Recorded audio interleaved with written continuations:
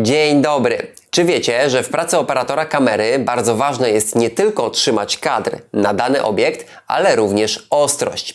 Jej zgubienie należy do poważnych błędów filmowych. O ile pewne rzeczy da się jeszcze poprawić w postprodukcji, o tyle ostrości nie da się już zmienić. Dlatego bardzo ważne jest, by ostre zdjęcia zarejestrować już na planie. Mimo tego zdarza się, że zdjęcia w filmach są nieostre i to w znanych filmach, a nawet wysokobudżetowych. I dzisiaj o takich kompromitujących dla filmowców ujęciach porozmawiamy.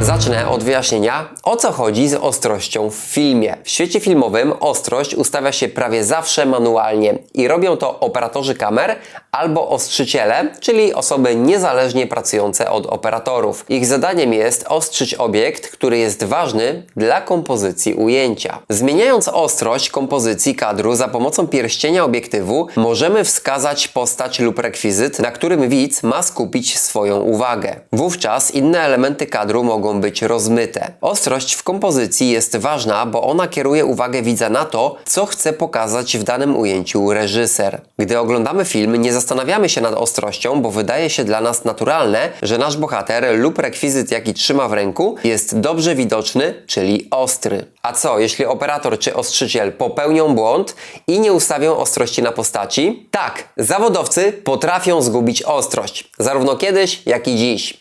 I wiecie co? Takie nieostre ujęcia wchodzą do filmów. Siara? Zaczniemy od klasyka. W filmie Obcy, 8 pasażer Nostromo z 1979 roku mamy scenę dialogową, w której w kilku ujęciach operator gubi ostrość na postaci Ripley. Oczy nie są ostre, a nawet w kolejnych ujęciach cała twarz nie jest ostra. Widać to szczególnie dobrze, bo ujęcia nieostre zestawione są z ujęciami innego bohatera, który jest ostry. W Człowieku w dziczy z 1971 roku operator kamery wykonał długie ujęcie przy użyciu obiektywu z długą ogniskową. W takim przypadku trudniej utrzymać ostrość i jak widać gubi ją, by potem wrócić do ostrości na bohaterze. Jednak trochę trwa, zanim wyostrzy obraz. Ujęcie trafiło do czołówki, więc pod napisami nie rzuca się to tak w oczy, ale jednak musicie przyznać, że przez chwilę obraz jest naprawdę mocno rozmyty. W Top Gun z 1986 roku mamy ujęcie przedstawiające dialog bohaterów. Zwróćcie uwagę, że jedno ujęcie bohaterki jest nieostre. Inne ujęcia na jej twarz zachowują ostrość, ale to ujęcie mocno się odznacza, a jednak trafiło do filmu. Innym przykładem jest Terminator z 1984 roku, w którym mamy dialog między bohaterami prowadzony w samochodzie. Zobaczcie, że postać Kyla jest ostra. Widać to dobrze na jego oczach, ale już przeciwstawne ujęcie Sary nie jest ostre. Kobieta jest dosyć mocno rozmyta i widać to szczególnie w zestawieniu z ujęciem z mężczyzną. W tym przypadku mamy do czynienia z dosyć poważnym błędem operatora, a jednak ujęcie trafiło do filmu. Z błędem w utrzymaniu ostrości mamy też do czynienia w filmie Obcy, decydujące starcie z 1986 roku. Zauważcie, że w ujęciu dialogowym w pewnym momencie tracimy ostrość obrazu. Szczególnie widać to na twarzy lewego bohatera. Postaci może nie są bardzo rozmyte, ale jednak są. I tutaj także twórcy zdecydowali się, że wrzucą to ujęcie do filmu. Ogólnie mówi się, że ujęcie nieostre jest ujęciem źle wykonanym i nie do przyjęcia. Rodzi się pytanie, dlaczego twórcy pozwalają na takie błędy w swoich filmach? Czy nie można wybrać innego dubla do sceny? No właśnie, odpowiedź na to pytanie nie jest jednoznaczna. Aby zrozumieć, dlaczego tak nieostre ujęcia wchodzą do wersji ostatecznej filmu, należałoby porozmawiać z twórcami, którzy byli na planie. Być może nie powstał inny dubel, a być może inne duble nie zawierały tak dobrej gry aktorskiej. Wówczas reżyser nie miał wyboru i musiał wykorzystać nieostre ujęcie w swoim filmie. Wskazałem dosyć stare filmy z lat 70. i 80. ubiegłego wieku. Wtedy sprzęt filmowy, tak jak obiektywy, ale i wizjery kamer czy monitory podglądowe, nie ułatwiały pracy tak jak dziś, co powodowało więcej pomyłek. Trzeba także zaznaczyć, że warunki realizacyjne danego ujęcia potrafią być trudne. Są sceny w samochodzie czy przy słabym oświetleniu i wtedy mniej widzi operator czy ostrzyciel. Czas produkcyjny także wpływa na pracę z kamerą. Jeśli twórcy musieli się spieszyć, by wykonać jakieś ujęcie, to wtedy mieli większe prawdopodobieństwo popełnienia błędu. Nie zawsze na realizację danej sceny twórcy mają tyle czasu, ile by chcieli. Filmowcy często wynajmują miejsca do nagrywania i może się okazać, że czas wynajmu się kończy. Albo zachodzi słońce i nie da się dalej nagrywać danej sceny. W teorii twórca powinien mieć swobodę pracy, by skupić się na ujęciu najlepiej jak potrafi. W praktyce filmowcy mają ograniczenia. W latach 90. był już dostępny sprzęt filmowy dużo lepszy niż w poprzednich dekadach, a jednak wciąż popełniano błędy. Park Jurajski z 1993 roku nie uniknął błędu związanego z ostrością. Tu mamy zbliżenie na doktora Alana. Widzicie, że jego twarz nie jest ostra. Niestety, widać to bardzo wyraźnie, bo scena jest za dnia. W filmie Jumanji z 1995 roku jest scena, w której strzelec celuje w głównego bohatera. W jednym ujęciu zbliżeniowym strzelca operator gubi ostrość. Tylko w tym jednym ujęciu to się dzieje. Spójrzcie, że wcześniejsze ujęcie strzelca jest ostre oraz następne też już jest ostre. Film Zapach kobiety z 1992 roku ma dwie sceny, w których ujęcia tracą ostrość. Pierwsza to słynna scena tańca tango. Zobaczcie to ujęcie. W nim bohaterowie nie są ostrzy. Gdy zbliżają się do kamery, operator ostrzy już prawidłowo, co widać po oczach bohatera. W tej scenie bohaterowie są poprawnie wyostrzeni.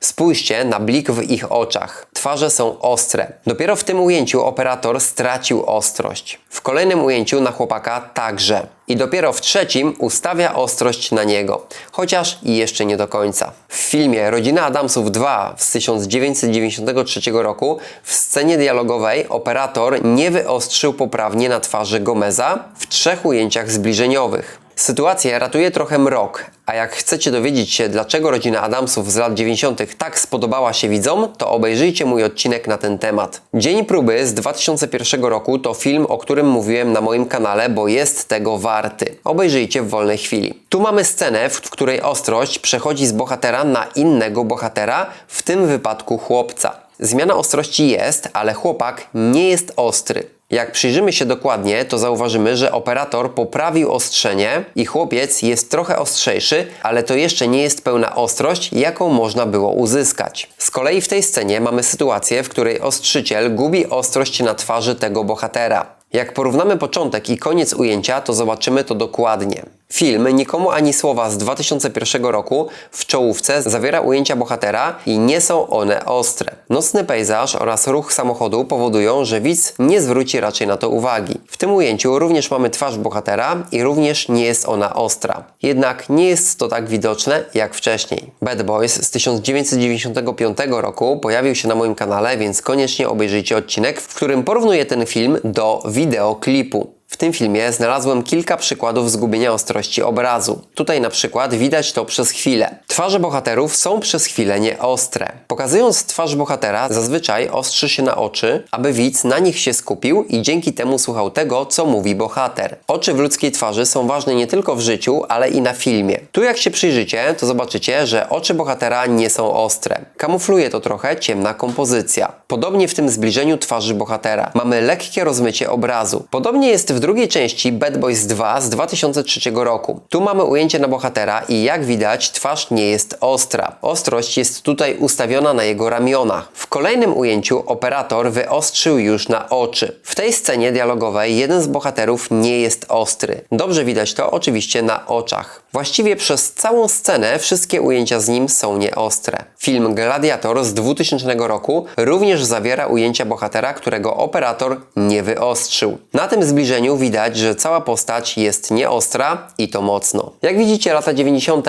i początek XXI wieku, pomimo lepszego sprzętu wspomagającego filmowców, również przynoszą nieostre ujęcia. Nieostre oczy w dużym zbliżeniu są bardzo widoczne, a jednak twórcy pozostawiają takie nieostre obrazy w swoich filmach. W zdarzeniu z 2008 roku mamy scenę, w której wykorzystano bliskie ujęcia na twarze bohaterów. Mężczyzna jest nieostry i to widać. Ujęcie jest dosyć długie i da się to zauważyć. Film Noc oczyszczenia Anarchia z 2014 roku zawiera bardzo duży błąd związany z nieostrością. W tym ujęciu mamy bohaterkę i jak widzicie, nie jest ona ostra, a pod koniec ujęcia staje się wręcz rozmyta bardzo mocno. Operator chyba próbował ją wyostrzyć, ale poszedł w drugą stronę. Mamy tutaj dużo ruchu kamery, więc widz raczej tego nie zauważy. W filmie Nie otwieraj oczu z 2018 roku mamy ujęcie, w którym kamera zbliża się do twarzy bohaterki. Zbliżanie wiąże się ze stałym zmienianiem ostrości przez ostrzyciela, który musi to robić bardzo ostrożnie. Zobaczcie, jak wykonał swoją pracę ostrzyciel. Na chwilę gubi ostrość, ale jednak szybko do niej wraca. Praktycznie jest to niezauważalne. W odcinkach serialu Westworld z 2016 roku również możemy dostrzec nieostre ujęcia. Tutaj dwa ujęcia na bohatera są nieostre. W kolejnym ostrzyciel już wyostrzył. W tych ujęciach zbliżeniowych bohaterka jest nieostra. Wcześniej jednak operator miał ją w ostrości. Czasem nawet delikatne przesunięcie aktora może wytrącić go z ostrości. Sprzęt filmowy się zmienia, a jednak wciąż mamy błędy w postaci nieostrych ujęć w filmach.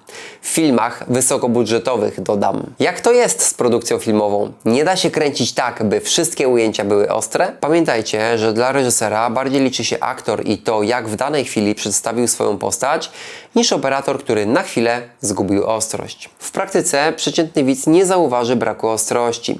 Śledząc historię bohaterów, nie skupimy się na jednym nieostrym ujęciu. Ważne, że temat filmu wciąga i wtedy kilka nieostrych ujęć nie zaszkodzi odbiorcy. A wy? Zauważacie takie nieostre ujęcia w filmach? Ja z racji swojego zawodu, pracy z kamerą, zauważam. Na moim kanale dowiecie się więcej o pracy filmowcach, o sztuczkach operatorów, także nowe osoby zapraszam do subskrypcji. Przypominam, że przy każdym odcinku jest konkurs. Lajkujcie, komentujcie, lubię z Wami porozmawiać, no i widzimy się w kolejnym odcinku.